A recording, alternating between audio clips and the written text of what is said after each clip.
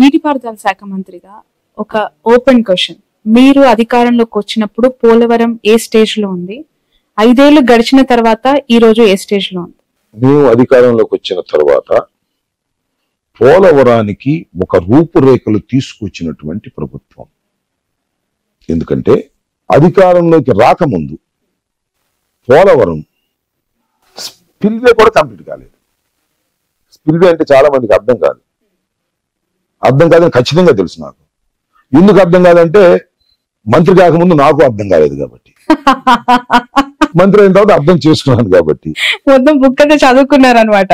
I visited so many times. Polavaram గురించి నాకు తెలియనటువంటి అంశాలన్నీ తెలుసుకున్నాను. ఇంకా తెలుసుకోవాల్సిన అంశాలు ఉన్నాయి.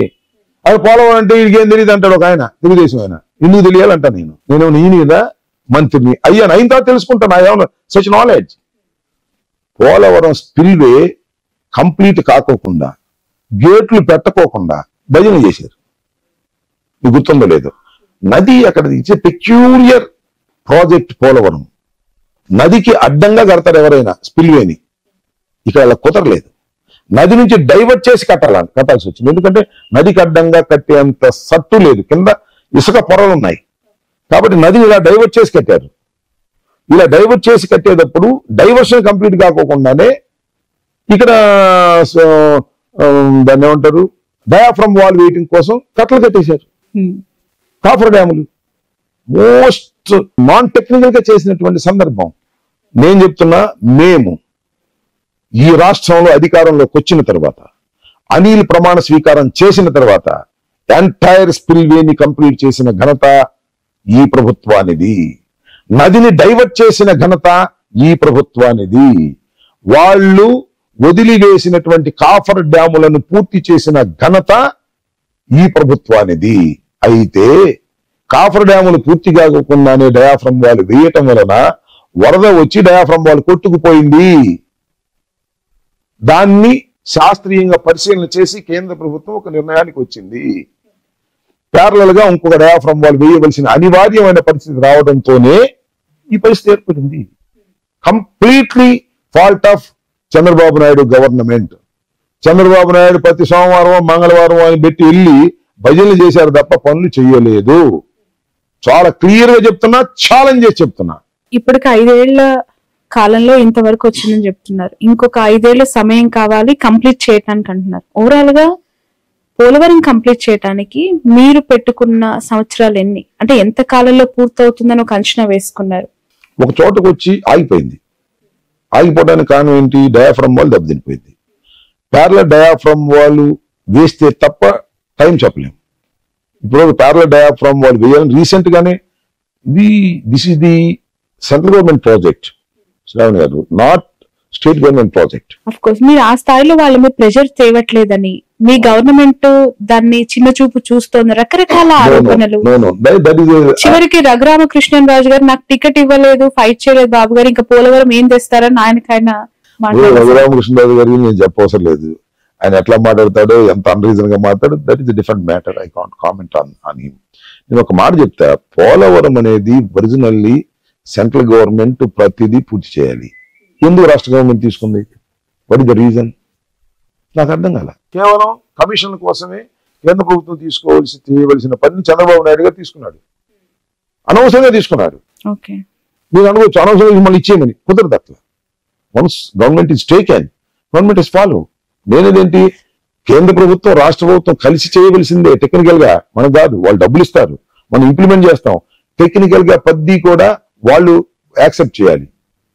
వాళ్ళు సిడబ్ల్యూసి ఉంది, వాళ్ళు యాక్సెప్ట్ చేయాలి. ఇవన్నీ కూడా ఇద్దరు కలిసి కంబైన్ గా చేసుకోవాల్సిన అనివార్యమైన పరిస్థితి వచ్చింది. కాబట్టి వాళ్ళేమి వాళ్ళ మీద ఒత్తిడి తీసుకురావడం అంటే చంద్రబాబు లాగా దూషణ పోషణతో మాట్లాడాలా? వెళ్ళిన ప్రతిసారి జగన్మోహన్ రెడ్డి గారు మన ప్రధానమంత్రితో మాట్లాడే ప్రతి ఎజెండాలోనూ మొదటి పాయింట్ పోలవరం ఉంటుంది. డిస్కస్ చేస్తున్నాం, పోలవరం డయాఫ్రమ్ వాళ్ళు ప్యారలల్ గా వేయాలని యాక్సెప్ట్ చేశారు. మన అనుకూలంగా ఉంది కేంద్ర ప్రభుత్వం కూడా. కాకపోతే డిలే అవటం అనేది టెక్నికల్ డిలే, వాళ్ళు చేసిన తప్పిదాన్ని సరి చేయటం వల్ల వచ్చిన డిలే తప్ప మరొకటి కాదు. పోలవరం పూర్తి చేసేది జగన్మోహన్ రెడ్డి గారే, ప్రారంభించేది జగన్మోహన్ రెడ్డి గారే. నెక్స్ట్ టర్మ్ లో అది కంప్లీట్ అవుతుంది. ఈ మంత్రి పదవి వచ్చిన తర్వాత మీ మార్క్, సాటిస్ఫాక్షనరీ మార్క్ దేని మీద ఉందంటారు? ఈ ప్రాజెక్ట్ నాకు ఒక తృప్తినిచ్చింది, లేదంటే నాకు టచ్ అయింది. నాకు ఒక్కటండి, నేనేమంటానంటే ఈ ఈ నేను ఈ 2 సంవత్సరాలు మంత్రిగా ఉన్నప్పుడు దేన్ని నేను పునాదులు వేయలే. రాజశేఖర రెడ్డి గారు పునాదులు వేసిన వాటిని జగన్మోహన్ రెడ్డి గారు ప్రారంభించారు, నేనున్నాను.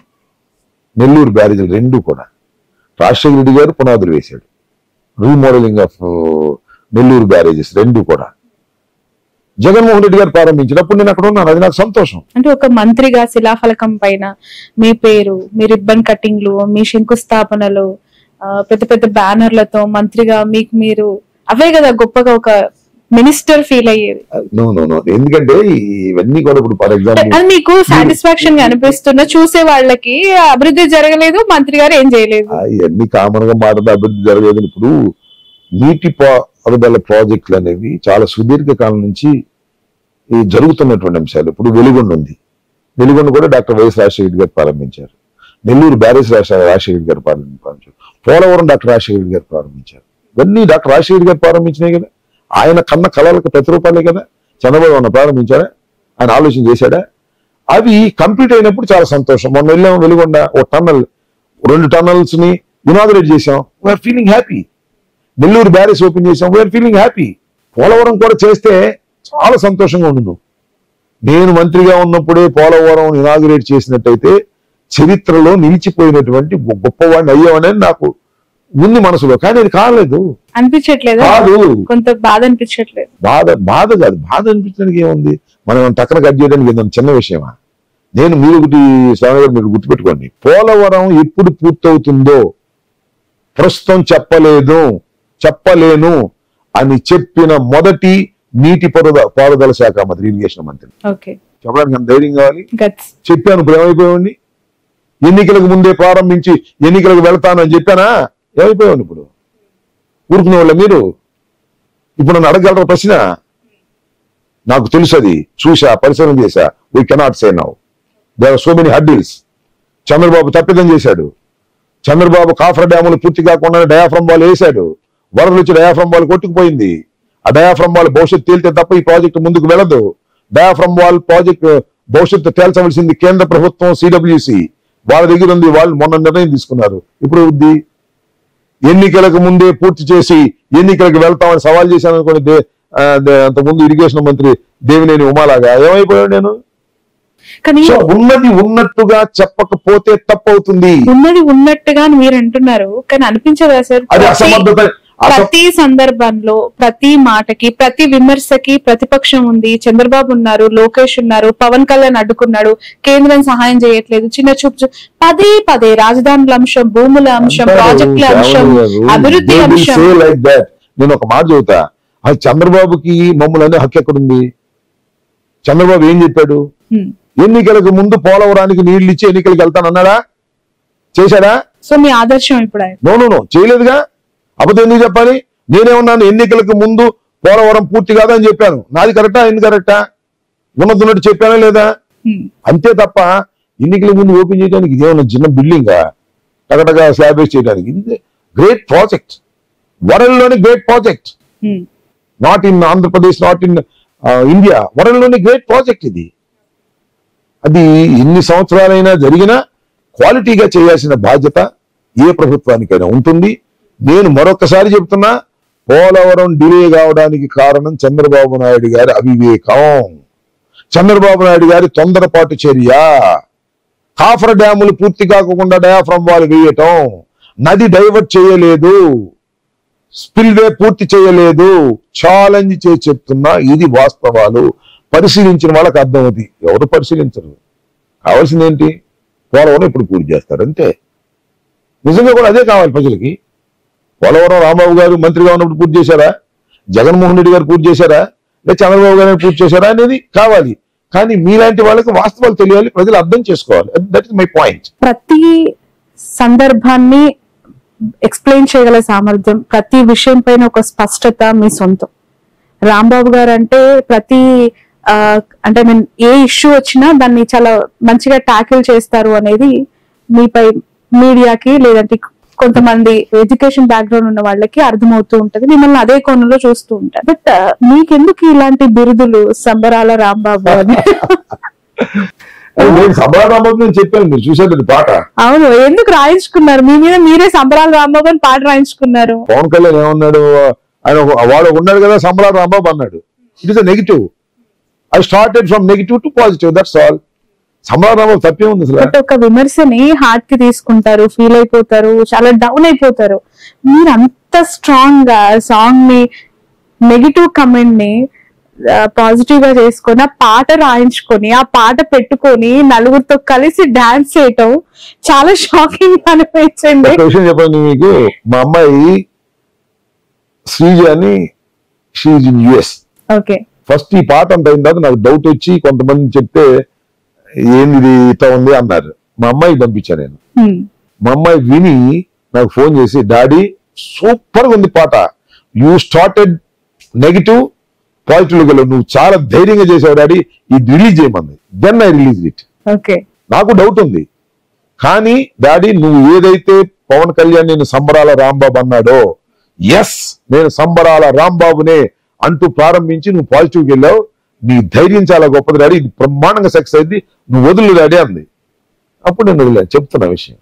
సో అసలు నేను సంబరాల రాంబాబు అంటే ఏంది, అది తప్పు మాట కాదు కదా. సంబరాల రాంబాబు సినిమా ఉంది, మీరు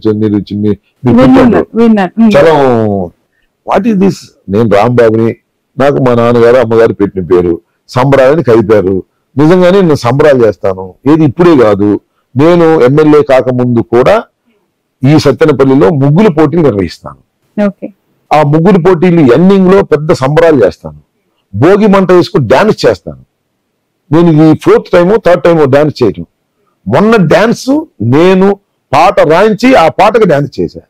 మొన్న డాన్స్ సెన్సేషన్, ఇంకా అది సెన్సేషన్ కావడానికి పవన్ కళ్యాణ్ నన్ను సంబరాల రాంబాబు అని సినిమాలో పెట్టాడు కదా, ఆ నెగిటివ్ నుంచి తీసుకుని వచ్చి ఇక్కడ కూర్చున్నా. ఓకే. ఆ పాటకి పవన్ కళ్యాణ్ కారణం, మరి ఆ డాన్స్ కి ఎవరు కారణం?